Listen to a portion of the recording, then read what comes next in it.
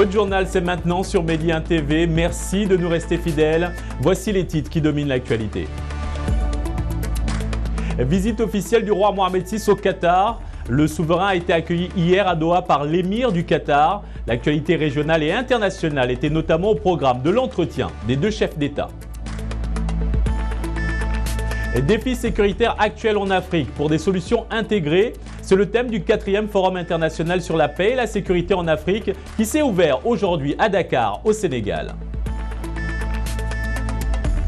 Et au Mali, les autorités viennent de lancer une vaste opération de révision des listes électorales, de distribution des cartes Nina et de recensement des nouveaux majeurs. Une opération en prélude aux élections régionales du 17 décembre prochain et à la présidentielle de 2018.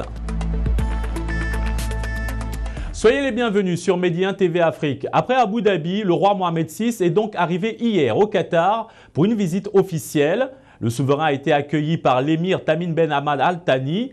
Les deux chefs d'État se sont entretenus en tête-à-tête, un échange au cours duquel ils ont affirmé leur volonté de consolider leur coopération dans différents domaines. Le compte rendu est de Férouz Ben Taleb. À sa descente d'avion à l'aéroport international Hamad, le souverain a été accueilli par l'émir du Qatar, Cheikh Tamim Ben Hamad Al Thani. Après une brève pause au salon d'honneur de l'aéroport international Hamad, le cortège des deux chefs d'État s'est dirigé au Diwan Émiri, où l'émir de l'État de Qatar a offert une cérémonie d'accueil officielle en l'honneur du roi Mohamed VI, qui effectue une visite officielle dans ce pays, accompagné du prince Moulay Ismail. Après la rencontre élargie à plusieurs hauts responsables des deux pays, le roi Mohamed VI et Cheikh Tamim Ben Hamad Al Thani ont eu un entretien en tête-à-tête. Les entretiens ont porté sur l'excellence des relations entre les deux pays et la ferme volonté des deux chefs d'État de consolider davantage la coopération dans différents domaines. Les deux dirigeants ont également échangé sur des sujets d'intérêt commun d'ordre régional et international. Ces entretiens se sont déroulés en présence du côté qatari, notamment du vice-émir du Qatar, Cheikh Abdallah Ben Hamad Al Thani, et du ministre des Affaires étrangères, Cheikh Mohammed Ben Abdelrahman Al Thani. Était présent du côté marocain le conseiller du roi Fouad Ali Al Himma, le ministre des Affaires étrangères et de la coopération internationale, Nasser Bourita, et le directeur général des études et de la documentation, Mohamed Yassine Mansouri. Cette visite intervient après la visite de travail effectuée par le roi Mohamed VI à Doha en avril 2016 dans le cadre d'une tournée royale dans les pays du Golfe.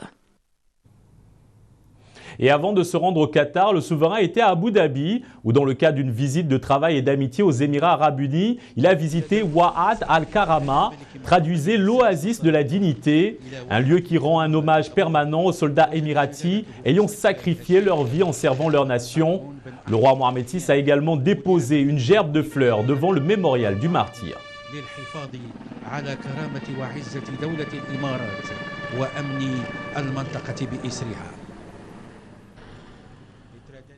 L'Irak, l'Iran et la Turquie, une vaste région touchée hier par un violent séisme d'une magnitude de 7,3 sur l'échelle de Richter.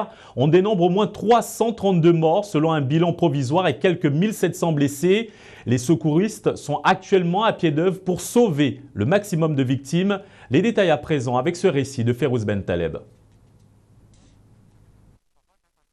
Selon l'Institut géologique américain, la secousse a été enregistrée à une profondeur de 25 km et une trentaine de kilomètres au sud-ouest de la ville d'Al-Abja, dans une zone montagneuse de la province irakienne de Souleymania. Il a également été ressenti en Turquie, où ni dégâts ni victimes n'ont été recensés selon les autorités. Du côté iranien, où le bilan des victimes n'a cessé d'augmenter au fil des heures, tous les morts ont été recensés dans la province de Kermanshah, frontalière de l'Irak. En Irak, ce tremblement de terre a fait le plus de victimes dans la province de Souleymania, dans le Kurdistan irakien, selon des responsables locaux.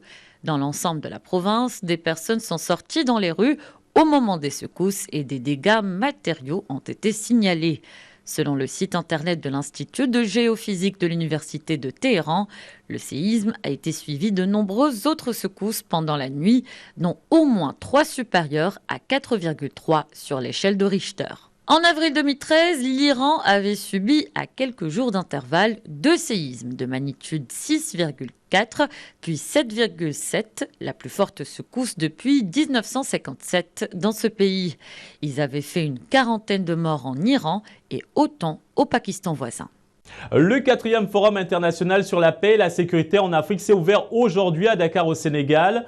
Le thème de la rencontre, défis sécuritaires actuels en Afrique pour des solutions intégrées, devra permettre aux quelques 700 participants de mieux appréhender la nécessité d'approches intégrées dans le maintien de la paix et la sécurité. L'Afrique doit se mobiliser davantage pour faire face au contexte de crise sécuritaire actuelle. Le développement économique du continent est un défi majeur à la paix durable.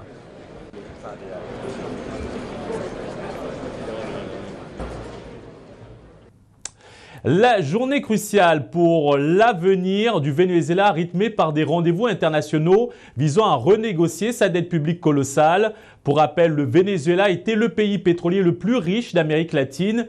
Il est aujourd'hui en partie ruiné par la chute des cours du brut, source de 96% de ses revenus en devises. Récit Soua Abouta.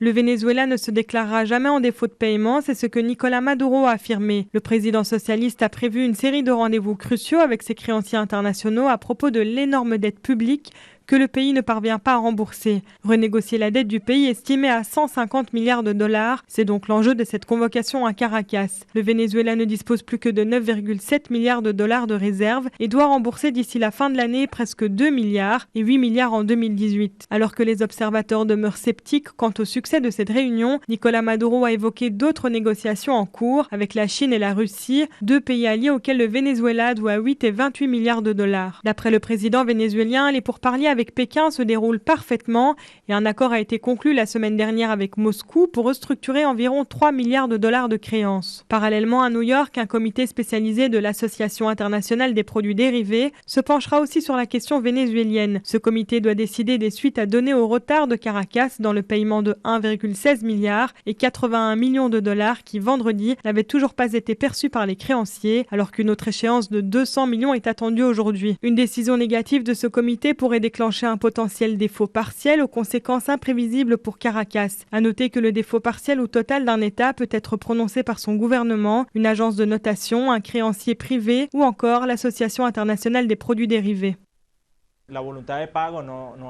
Il arrive un moment où la volonté de payer n'est pas la seule chose qui prévaut. Il faut avoir la capacité de payer et c'est ce qui affecte le Venezuela et force le gouvernement à proposer une alternative.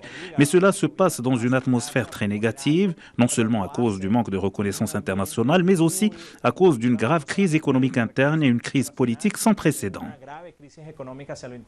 À terme, toutes les agences de notation anticipent un défaut du Venezuela, jugeant ses réserves insuffisantes pour tenir. Leurs avis divergent uniquement sur les délais. Un défaut de paiement aggraverait la récession qui a fait plonger le PIB du Venezuela de 36% en seulement 4 ans et couperait le pays et son groupe étatique pétrolier des marchés internationaux, tout en les exposant à des poursuites et à la saisie de leurs actifs et filiales à l'étranger.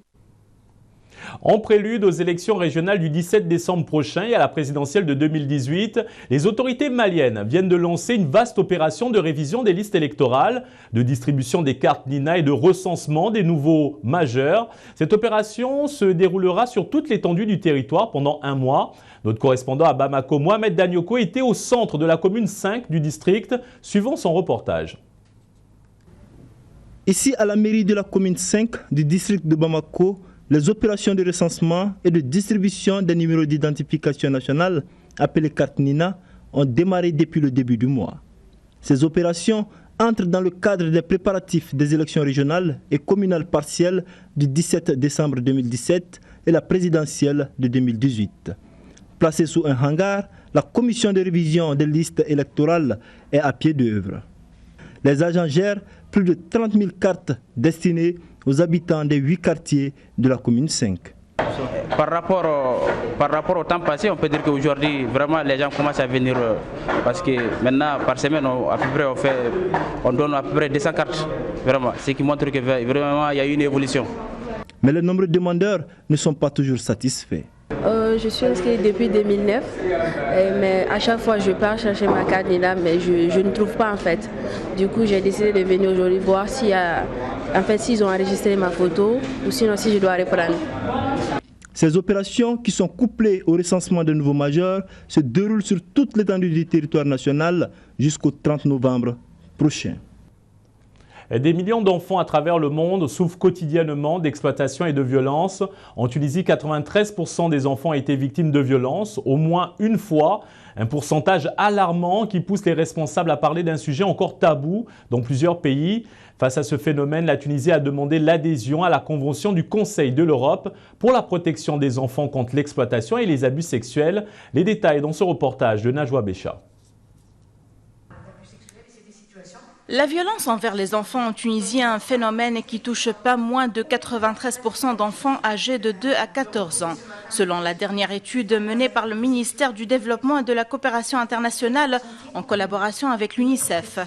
Que ce soit au niveau légal, au niveau des textes, que ce soit au niveau institutionnel, à partir de la police, à partir de la justice, l'expertise, la prise en charge médicale, psychologique, tout ça n'est pas bien encadré et fréquemment l'enfant est victime une deuxième fois parce que les institutions ne sont pas adaptées à ses besoins. Qui ne sont pas formés, les juges ou la police, qui confrontent l'enfant avec le parent, avec son père parfois. C'est dramatique. C'est encore un traumatisme gravissime pour l'enfant. La Tunisie essaye de faire face à ce fléau en demandant l'adhésion à la Convention du Conseil de l'Europe pour la protection des enfants contre l'exploitation et les abus sexuels, Lanzarote. Il est temps d'adhérer à la Convention Lanzarote pour la protection des enfants contre l'exploitation sexuelle. 262 enfants tunisiens victimes d'abus sexuels en 2013, un chiffre qui monte et qui atteint les 410 enfants victimes en 2016. L'abus sexuel est une question très taboue. Il est ainsi recommandé de plaider pour une conscientisation du large public afin de briser le silence autour de ce phénomène et changer les normes sociales. Pour la première fois, on reconnaît l'urgence de lutter contre la violence qui touche près d'1 milliard d'enfants dans le monde. Le fait que la Tunisie dispose d'une législation protégeant les enfants est en soi un acquis. Najwa Bécha, Médien TV, Tunis. Parlons de sport maintenant avec les Lions de la Teranga, l'équipe du Sénégal qui est déjà qualifiée donc pour le Mondial 2018 en Russie. Ils ont été accueillis samedi à l'aéroport international Léopold Sédar Senghor de Dakar par une foule immense suite à leur victoire 2-0 contre les Bafana d'Afrique du Sud. Comme vous pouvez le voir sur ces images, il y avait une foule immense pour accueillir les héros de la nation. Rappelons que les Lions de la Teranga effectuent leur deuxième galop d'entraînement cet après-midi au stade Léopold Sédar Senghor avant le match retour contre l'Afrique du Sud prévu demain.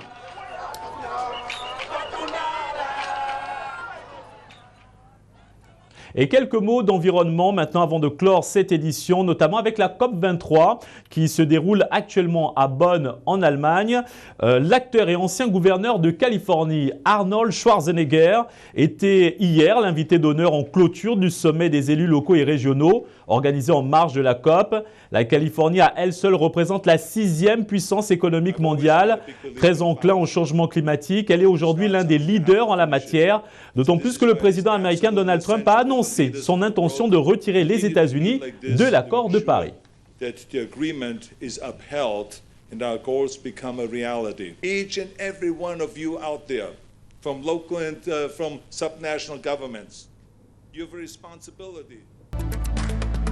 C'est tout pour ce journal. Retrouvons ensuite le JT de l'Écho et la revue de presse économique africaine.